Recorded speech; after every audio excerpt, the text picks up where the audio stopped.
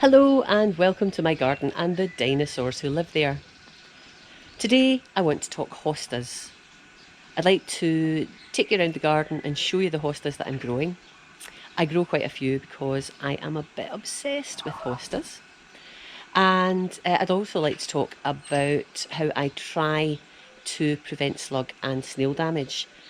And try is the operative word because ultimately they do win in most cases, but for a while I can keep on top of it. So let me chat to you about what I do to try and keep my hostas as nice as possible. And then I'd like to revisit the chitting that I was doing with the hosta seeds, so you can see how I got on with that. So let's go take a look at the hostas.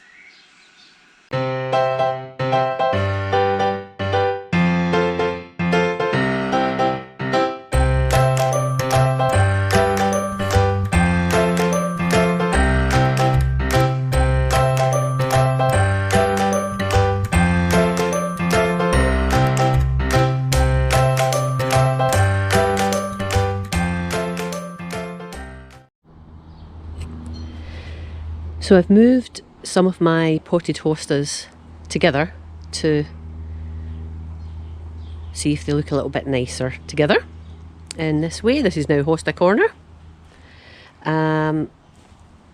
Still haven't identified what everything is, that's still to come, but we see a lovely big hosta there in the terracotta pot, and it has quite pointed leaves with cream edges.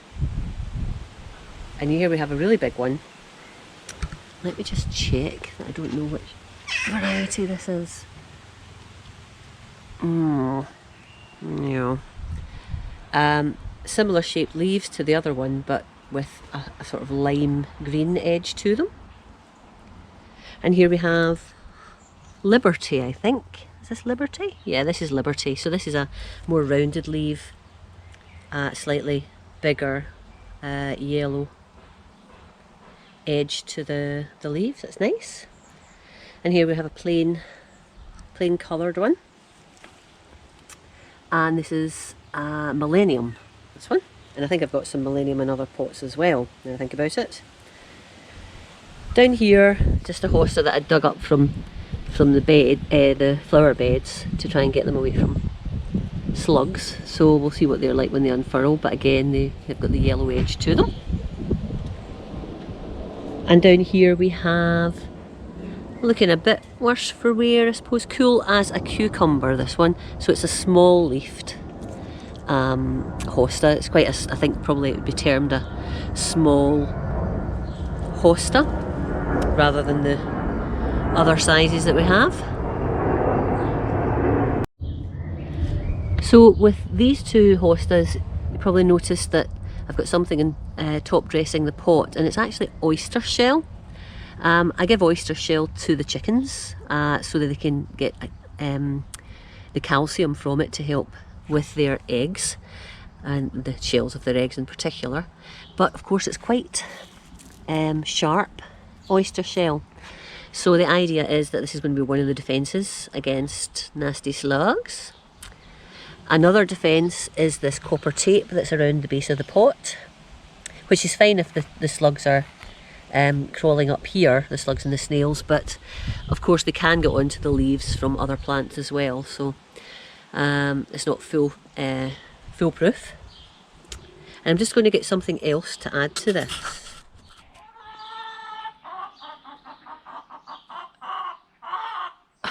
I thought you wanted to stay in, Beryl, to lay an egg. Oh, jings. Change your mind? Right, hurry up.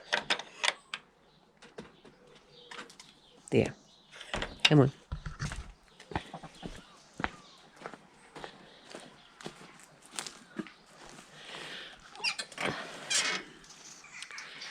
So I also have some copper rings, and they unattach. Let's see if I can do this with one hand. No. Ugh. unstuck, that's it. They unattach and you can put them round the base of hostas.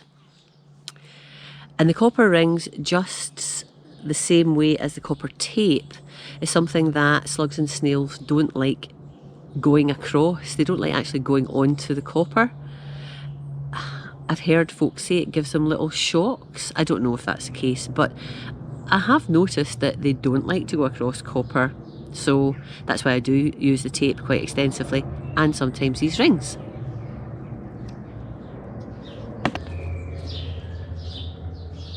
So I've put a copper ring round the base of this hosta. It doesn't work with them all because sometimes the leaves are too close to the ground, or there's too many shoots coming up out of the ground and you can't get the ring around it. Like that's the case here. You'd need a huge ring. Maybe I could get one, I don't know. Anyway, that's another line of defence to try and help protect my poor little hostas. So let me show you a few more. Over in one of the middle beds here. Oh, I am in the way of the sun. There we go, that's better. So this is a sort of medium-sized hosta, and it's mostly green with yellow edges, or lime green edges. And you can see this has already started being nibbled. And I would say that's snail damage. There might be the odd bit of chicken damage. Because as the hostas come through the soil, sometimes the chickens have been on the soil scratching. So in this one, I think I possibly could get a copper ring round it. So I'll do that. I'll put some excuse me, I'll put some oyster shell down. I think probably the best line of defence for this one is going to be slug traps, beer traps, and I'll talk about those in a mo. But let's have a look at some of my other hostas. This is a cracker. Lovely bushy hosta. The leaves aren't quite as thick as the last one we had a look at, but they're quite a nice shape with a white edge to them. And if I go down to the bottom of the garden, to the big bed in the corner, you can see I've got a number of hostas here. It's getting quite busy down here, in fact. So we've got this lovely one. I've got its twin there. I've got a couple of plain green hostas. And these are all looking okay just now. Oh, and we've got another little one here that I've got. This is the type of protection I put in place when they're just coming through the soil. I can move this now to stop the chickens scratching at it. I've had varying degrees of success here, you can see. Although that might just have been eaten by something. Yeah, so down here it's quite a dry corner, but it can be prone to slugs and snails when we have wet weather. So I think beer traps is the way to go down here, because there's so much going on that slugs and snails will be able to jump from one plant to the other without even going onto the ground. So oyster shell isn't really going to do the trick for them. So this is a hard corner to keep the damage down on the hostas. Oh, hello boys.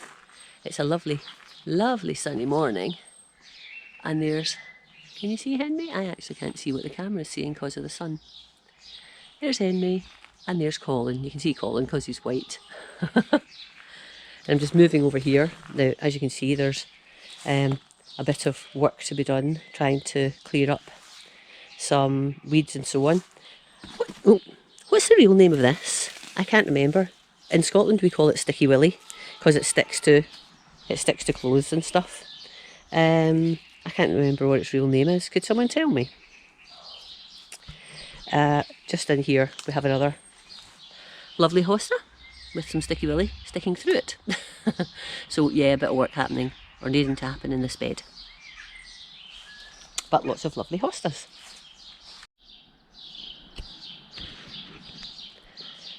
I've brought a number of hostas in their pots and popped them around the pond.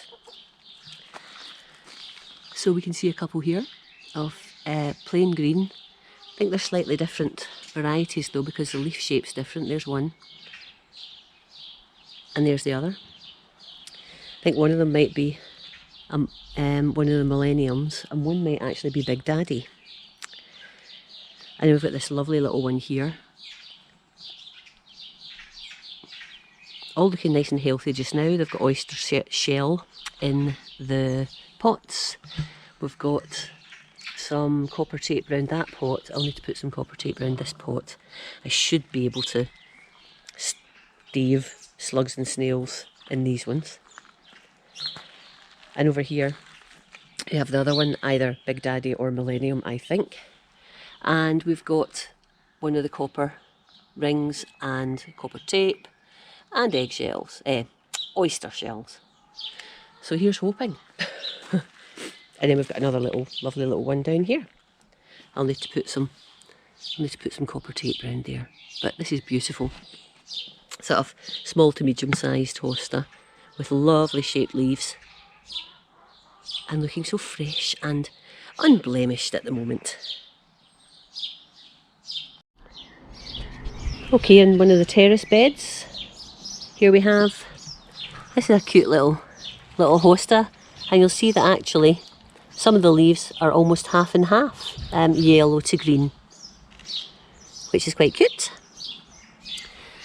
And over here, this one's very tall, and the leaves are long and pointed. Just a plain green one, but very nice. Nevertheless, and again untouched by those pesky slugs and snails at the moment. Over in this little terrace bed, this one hasn't fared quite so well. You can see that it has been munched away, although I'm suspecting that some of this was chicken damage when it was just coming through, as they scratched about in the earth here.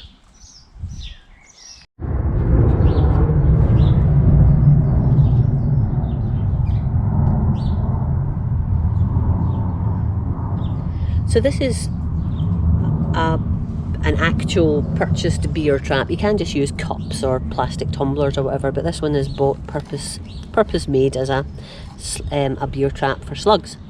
And it comes in two parts. We've got this part here, the base, which is basically slightly pointed, and you sink that into the ground. Obviously only a little pot here, that's not where it's going to go, but you sink that into the ground, and then you put this bit in, and this bit's got a hole in it, and it's got this little roof to keep the rain out, and you pour your beer in there, shut down the roof, and the slugs will get attracted to the smell of the beer, and in they go and they drown. It's a bit ugh, but it is very effective. And then to empty it, you just lift this out, that bit stays in the ground, the slugs are in there, and the beer, any excess beer, comes out the bottom, and then you just dispose of the slugs in a compost bin or whatever. So I'm going to put a couple of these in situ around some of the bigger hostas that I have that I can't really protect in any other way, other than with nematodes, which I will water in, as I say, either maybe tonight or tomorrow night once I have watered the ground. Yeah, so I do try many different things just to try and get, keep on top of the slugs. Should be okay right now, to be fair. It's really wet spring and wet autumn that the slugs are at their worst, but if I start now, then maybe I'll keep on top of it. One thing that I haven't mentioned, I have used in the past, is wool pellets. You can buy wool pellets and put them around the base of hostas, and again the slugs don't like to go across them, and that has some effect. I would say that nothing works completely, so that's why you've got to just tailor the particular thing you use to the situation, and maybe use multiple things.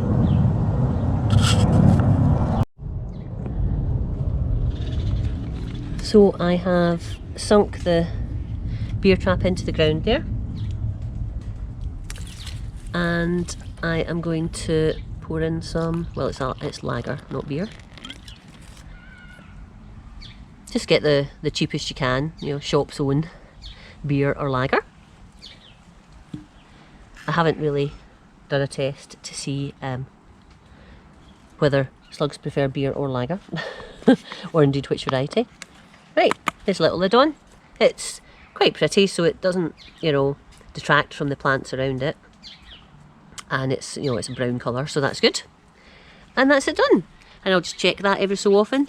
And when it gets full up, gross it is, and I'll show you that just so you can see how gross it is. And I'll empty it and then off slugs and refill it again with beer. So I've moved some of the hostas from the side of the house, but I've still got some that are in the sort of troughs along with ferns and so on. So this one's doing rather well. No idea what it is, of course. But again, a ribbed leaf and a little yellow edge to it. And here we have one that has a white edge, slightly more pointed leaf. A little bit damaged there. So I think I'll need to think about a beer trap in there with that one. And over here, yeah, this is one I do know, it's orange marmalade. And yummy, yummy, yummy, says whatever has been eating this. I have put, since it started getting eaten, I did put some oyster shell down there, but as you can see, there's still stuff getting eaten. I did get a mini slug off this the other day. Quite often what happens is snails crawl up the wall of the house and pop onto the leaves, so it's sort of hard to stop them, unfortunately.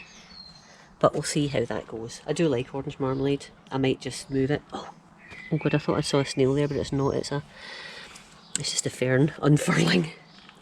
So I might move that. I might just move that into a pot and yeah, get it out of this situation, and I can put something else in its place because it is a bit crowded in there. This is a sort of metal trough that the bottom fell out of when I moved it, so I'm waiting to get some time to take out the fern and the ivy and then just discard the pot. But I do notice that there's a couple of little mini hostas here that I'll need to dig out as well before they too get eaten. And I've got another little mini hosta just over in a pot on the deck. Excuse the mess, it's been a day for doing things. Yeah, here we have it here. It's very small leaves, lovely little hosta. And here we have a bigger one just starting to grow up and to unfurl. So I'll be popping some oyster shell in that pot just in a moment. I'll pop some oyster shell around there, but there's so many other plants in here that ultimately the slugs can get on and eat. It might be a bit of a challenge, this one. So maybe in there I put a little slug beer trap. We shall see. People also will use coffee grounds around the base of plants, eggshells around the base of plants. Coffee grounds I've not really had much success with, and when it rains it tends to get rained into the ground. Eggshells, well yeah, I have chickens and I have lots of eggs, but I tend to feed the eggshells back to the chickens. So yeah, and I would never generate enough to be able to you know, fill the pots like I'm doing with the oyster shell. You can use ordinary grit instead of oyster shell as I've used, or indeed I've seen some people use broken up seashells if they have enough of those. If it's sharp, then the slugs and snails don't like going across it and it can actually damage them. What else have I missed? Anything? I'm sure other people have other things that deter or kill slugs and snails, maybe you want to comment below. That would be nice. The one thing I would say is I'm a bit of a softie. I don't really like killing slugs and snails. In fact, snails I tend to relocate somewhere, whether that's in compost bin or in another area of the garden where there's no plants that I mind them, munching on. Slugs, there are good slugs. There are some slugs eat other slugs. Some slugs only eat decayed plant material and not, good plant material. I don't know enough. Maybe I should investigate that more. I don't know enough about that to be able to differentiate my slugs. I can't really squish slugs particularly. I sometimes throw little slugs to the girls and the girls sometimes find slugs. But yeah, and the beer traps obviously kill the slugs. I don't really like doing it, but it's a bit of me again, it's either me or them, so, or the hostas or them, so has to happen. Obviously I'd like to have slugs around to feed the birds, but and I have a pond, but I don't have any frogs to eat the slugs, so, and if I did have frogs, I'm sure the chickens would try and eat them, so So yeah, it's. I hope this has helped to give you a few ideas if you have got plants, whether it's hostas or other plants, to protect against little pesky slugs and snails.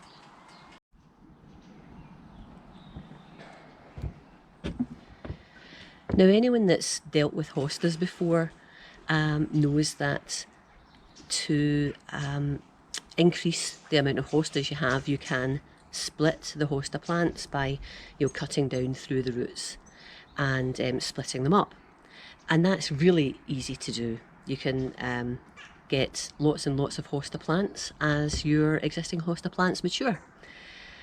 What I thought I would do, just to make things difficult for myself, is try and grow hostas from seed. So I collected lots of seed last year from my hostas, and I thought let's plant or sow some of those and see how we go. Now, when you grow hostas from seed, you don't necessarily get a true representation of the plant that you have taken the seeds from. So if I took seeds from hosta orange marmalade, I wouldn't get lots of little baby orange marmalade plants. What I will get is a bit of potluck. And that's quite exciting. I thought, well, let's see what we get from the seeds. Maybe get different leaf shapes, different leaf colours and so on. Or even if I just get plain old green, it's more hostas. It's been proving more difficult than I imagined, however.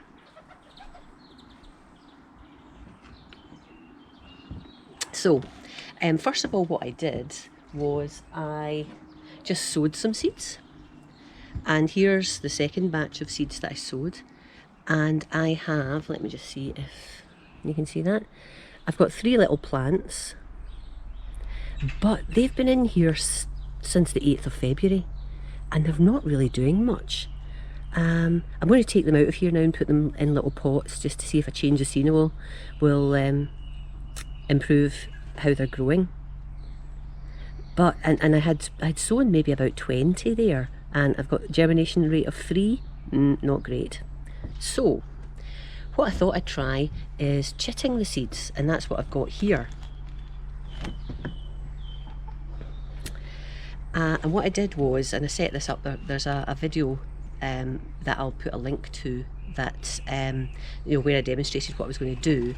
Basically, wet kitchen roll, sprinkled the seeds on, put them in poly bags, and then one poly bag I just put on the window ledge in actually in a bedroom, and the other poly bag I put into the propagator, the heated propagator.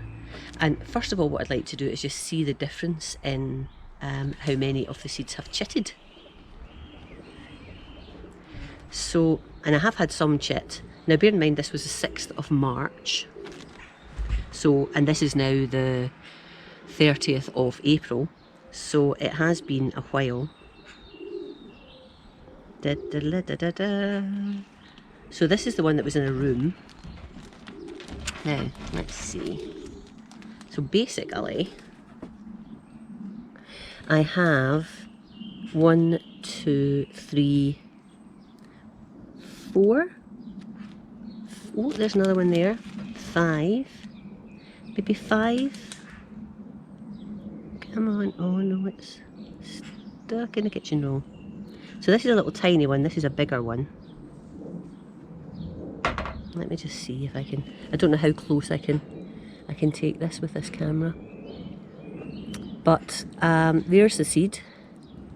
And we have a little plant there, got some roots, and this one's just got some roots. So that's good. So 1, 2, 3, 4. I think that's 1, 2, 3, 4. Yeah, 4. And for the hostas that were in the propagator, ooh, a few more. And they're a bit more developed. So 1, 2, 3, 4, 5. Oh, shiters. Oops. I think I have broken the root off that one. 6, because they're sort of rooted in the kitchen roll. So 1, I lost count there, 2, 3, 4, 5, 6, 7. Yeah, 7, and that one detached. So 7, but I've lost that one because I pulled the root. Oh, there's still a little bit of root. Still a little bit of root. So 7. So propagator, almost 50% better. But, you know, that's taken ages. So the plan is to pop those in a pot. Not a pot, a little tray. And what I'm going to do is I am going to just really more or less just, what can I use? I've got a little dipper thing, I'll use that. Just get the roots in.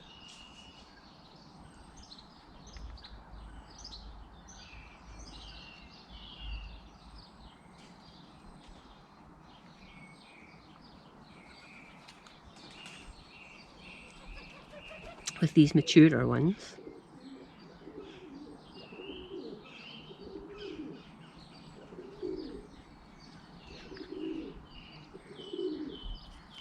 And this is compost with vermiculite through it.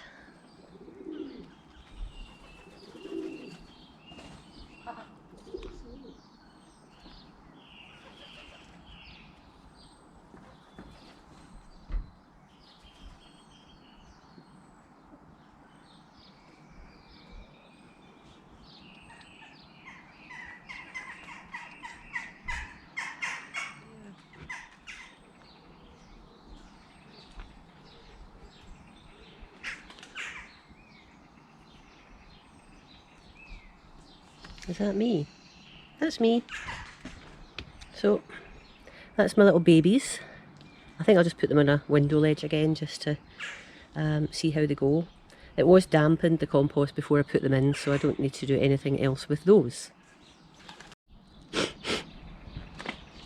One other thing I'm going to try is stratification. So what I've done is I have a little tub here, and these are the hostas that more hosta seeds that I gathered last year, and they've been in the fridge for probably about 6 weeks to make them think that they've been through winter. So this time I'm just going to sow these on top of damp compost, and I'll cover with vermiculite, and see if I get any better germination rate than I did just sowing them without stratifying them first. So they're very papery, the seeds. Okay, I'm just going to be quite liberal because they don't seem to want to to germinate. There we go. And let's see if giving them the cold treatment will work. Some vermiculite.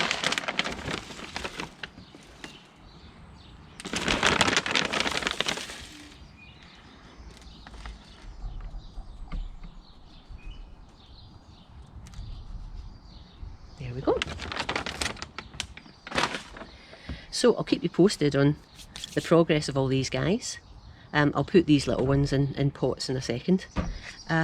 But yeah, so more things fueling my hosta obsession, and here's hoping I can actually bring up some babies. Thanks very much for watching, and if you have enjoyed this video, please give me a thumbs up, and I'll talk to you again soon. Bye bye for now.